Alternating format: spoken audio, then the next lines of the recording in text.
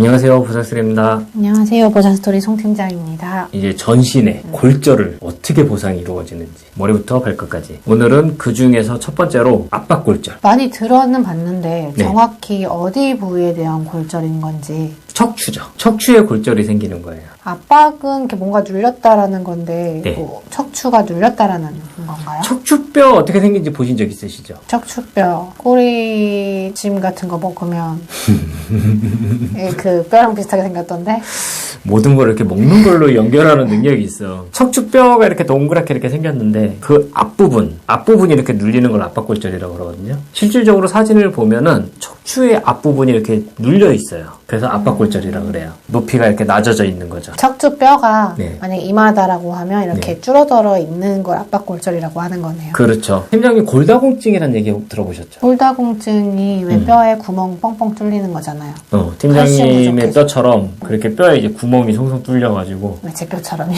약해가지고 내 뼈를 봤어요? 나도 못 본 내 뼈를 봤어? 아무튼 구멍이 이렇게 많이 뚫려 있더라고. 그래서 이게 약간의 외력으로 인해서도 뼈가 주저앉아 버려요. 골다공증 있으신 분들은 네. 골절 같은 거 조심하라고 하시잖아요. 맞아요. 골다공증이 심하신 분들은 일상생활 중에도 압박골절이 많이 발생을 하고 있거든요. 네. 그러면 교통사고에서도 네. 흔히 발생하는 부상 중 하나인 거예요? 버스 같은 걸 급정거하면서 버스에서 이렇게 의자에서 떨어지거나 아니면 어떻게 이렇게 주저앉거나 어디서 이렇게 날아가서 떨어지거나 이럴 때 이제 압박골절 진단이 많이 나오고 있거든요. 실질적으로 많이 생기고 있는 부상 중에 하나이기도 해요. 압박골절 진단을 받게 되시면 어디 부위에서 압박골절이 됐냐에 따라서 이 장애율이 산정이 되고 있거든요. 장애율을 보면은 경추 1번부터 흉추 10번까지는 27%. 경추가 목. 그렇죠. 그러니까 목 쪽은 27%. 그리고 흉추 11번부터 요추 1번까지는 32%. 그리고 요추 2번부터 요추 5번까지는 29%. 허리 쪽은 그렇죠. 29%. 허리 쪽으로. 29%의 장애율이 산정이 되고 있어요. 그러니까 이렇게 장애율이 산정이 되면 뭐 손해액을 계산을 하는 거는 어렵지 않잖아요. 근데 이제 문제가 뭐냐면 이게 한시장애냐 영구장애의 문제가 있어요. 보험사에서는 당연하게도 압박골절에 대해서도 기왕증을 주장을 하고 있고요. 아까 말씀드린 골다공증 이런 것들을 주장을 하면서 기왕증 감액을 하려고 하고 장애 기간도 한시 3년, 뭐 한시 5년 이런 장애를 주장을 하고 있어요.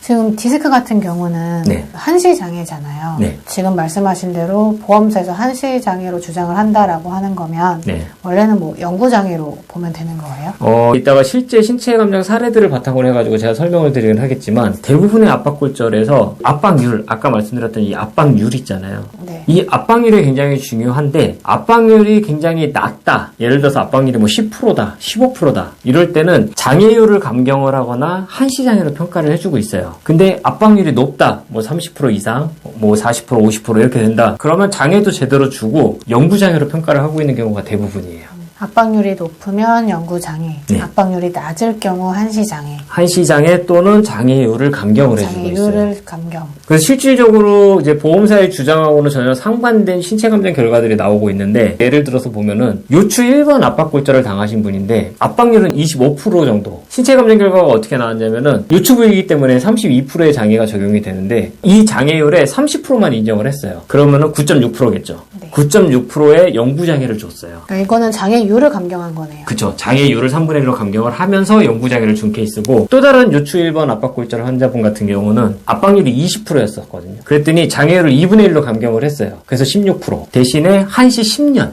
이거는 장애율도 감경이 되고 네, 장애 기간도 감경을. 한시장애로. 그리고 또 다른 요추 1번 압박골절 환자분 같은 경우는 압박률이 50%였었어요. 당연하게도 장애율은 32%, 영구장애. 또 다른 케이스는 요추 2번 압박골절 환자분이셨는데 여기 이제 후방 기기 고정술을 한 거예요. 압박률이 심하면은 이게 앞으로 구부러지지 말라고 이제 기기를 고정을 하거든요. 그래서 이 기기 고정술을 하신 분들 같은 경우는 대부분 영구장애로 판단을 하고 있어요. 근데 이분 같은 경우는 요추 2번이니까 당연하게도 29% 영구장애가 나왔겠죠. 실질적으로 결과도 그렇게 나왔고 흉추 쪽을 보면은 흉추 11번 압박골절을 당하신 분이었는데 압박률이 20% 정도. 압박률이 낮으니까 장애율은 32% 그대로 주면서 장애 기간을 한시 3년을 줬어요.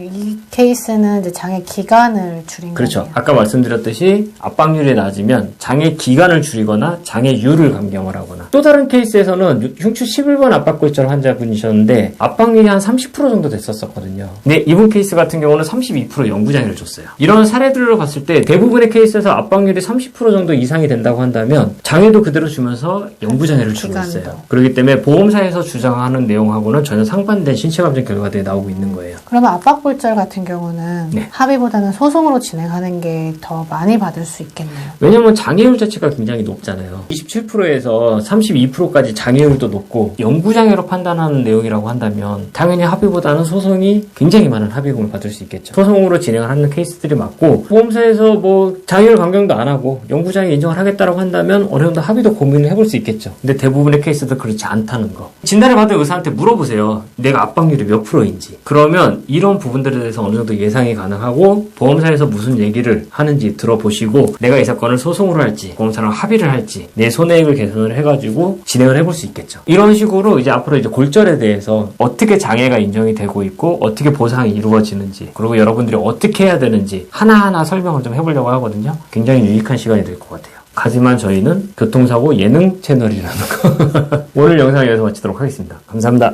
감사합니다.